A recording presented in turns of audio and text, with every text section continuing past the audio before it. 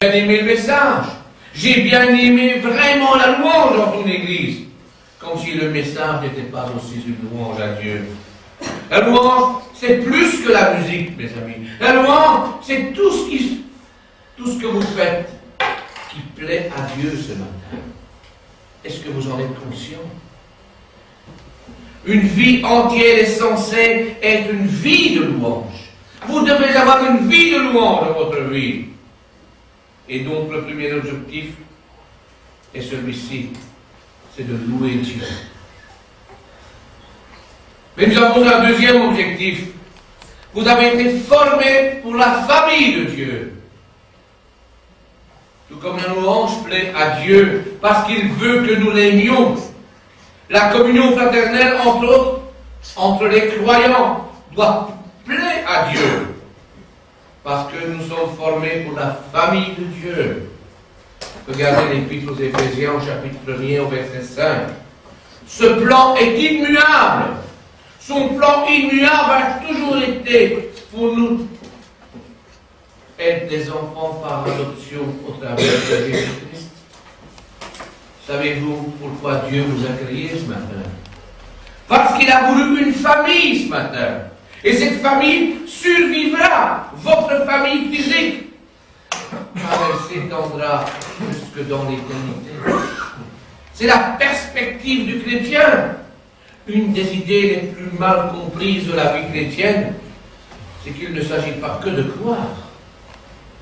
Mais Dieu dit, vous n'êtes que des croyants, mais vous êtes aussi des membres. Vous êtes des membres de la famille de Dieu ce matin. Est-ce que vous savez que dans le Nouveau Testament, les mots les plus utilisés les uns et les autres sont employés 52 fois. Les uns les autres. Aimez-vous les uns les autres. Prenez soin les uns des autres. Priez les uns pour les autres. Exhortez-vous les uns les autres. Encouragez-vous les uns les autres.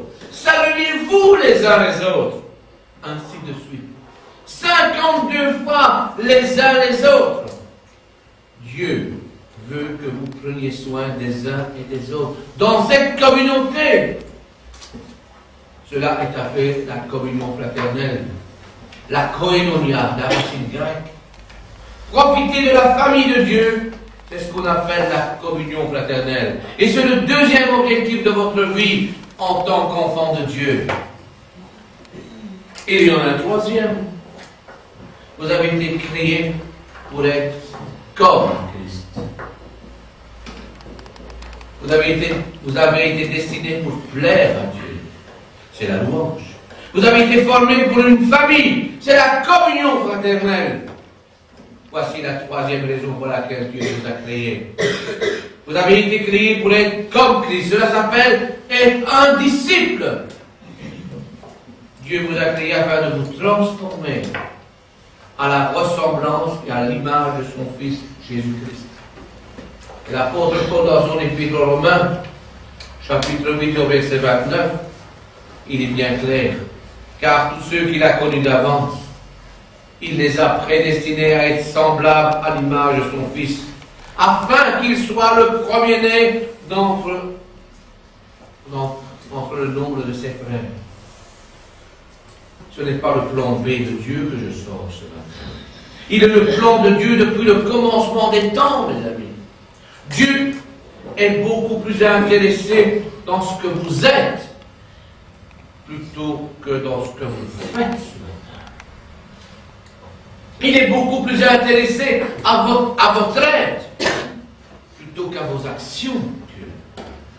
Beaucoup de gens se demandent quelle est la volonté de Dieu pour ma vie.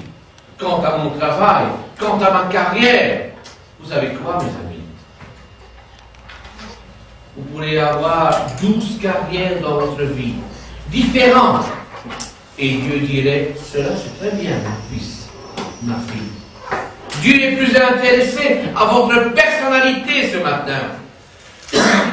Et je vous dirai pourquoi. Vous n'emporterez pas votre carrière dans l'éternité. Mais prendrez votre personnalité dans l'éternité. alors le but de Dieu ici-bas sur la terre est plus que ce que vous deviendrez que ce que vous ferez. Parce que c'est ce que vous deviendrez que vous prendrez pour aller au ciel. Une des plus grandes questions que nous nous posons encore et encore, c'est pourquoi cela m'arrive? Pourquoi est-ce que j'ai ce problème dans ma vie de chrétien? La réponse est toujours la même si vous êtes un croyant engagé. Vous rendre son âme à l'image de Jésus-Christ. Si Dieu va vous transformer à l'image de son Fils, oui, il va vous faire traverser toutes choses que Jésus lui-même a traversées dans sa vie pendant 33 ans. Est-ce qu'il y a eu une fois où Jésus a été tout seul dans sa vie? La réponse est simple, oui. Est-ce qu'il a été tenté, Jésus, dans sa vie? Oui. Y a-t-il une fois où Jésus a été impopulaire? Oui. Incompris? Oui. Critiqué? Oui. Vécu dans les besoins de base? Oui. Est-ce qu'il n'a jamais eu une fois dans sa vie de Jésus où les circonstances n'ont pas rendu sa vie très confortable? Absolument. Alors pourquoi pensez-vous que Dieu vous épargnerait ces choses ici-bas? La Bible nous dit que Jésus a appris l'obéissance à travers la souffrance. La Bible dit dans l'Épître aux Hébreux que Jésus a été parfait, mature, au travers de la souffrance. Qu'est-ce qui vous fait penser que vous êtes différent ce matin que les autres? Qu'est-ce qui vous fait penser que Dieu vous épargnerait quelque chose qu'il n'a pas épargné à son Fils? S'il va vous faire ressembler à Christ, il va vous faire traverser tout ce que Jésus a traversé. Dieu produit le fruit du Saint-Esprit dans votre vie en vous plaçant dans une situation opposée souvent. Est-ce que vous êtes conscient de cela? Si Dieu veut vous enseigner le véritable amour, est-ce qu'il va vous entourer d'un tas de gens charmants comme vous? Si Dieu veut vous enseigner le véritable amour, il va vous placer parmi des gens peu charmants, peu agréables. Il est facile d'aimer les personnes comme vous. Vous l'aimez vous-même. Comment Dieu vous enseigne-t-il la perdre? Vous paraissez chez vous où tout est parfait, les enfants sont tranquilles. Et vous gagnez beaucoup d'argent peut-être. Non.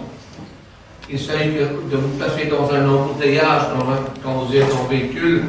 La paix s'apprend au travers du chaos et souvent dans un état de crise. Et nous sommes dans un état de crise. Et la patience alors? Dieu vous passe souvent dans des files d'attente et vous restez souvent impatient.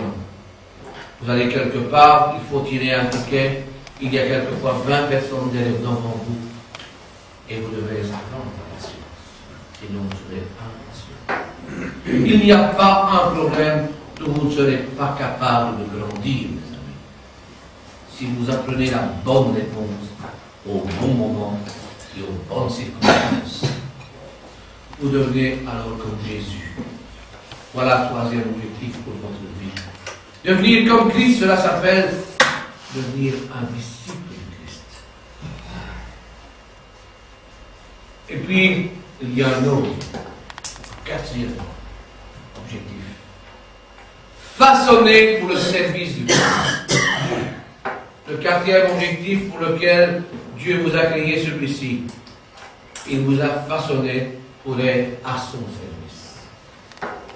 Dieu vous a créé pour le servir. Vous êtes destiné pour plaire à Dieu, c'est la louange. Vous êtes formé pour une famille, c'est la communion fraternelle. Vous êtes créé pour être comme Christ, c'est devenir un disciple. Maintenant, vous êtes façonné pour le service, cela s'appelle le ministère. Dans Éphésiens, Paul a écrit au chapitre 2, au verset 10, la Bible dit car nous sommes son ouvrage. Et vous avez été créés en Jésus pour des mauvaises œuvres, pour des bonnes œuvres, que Dieu a préparées d'avance, afin que vous les pratiquiez. afin que vous les pratiquiez.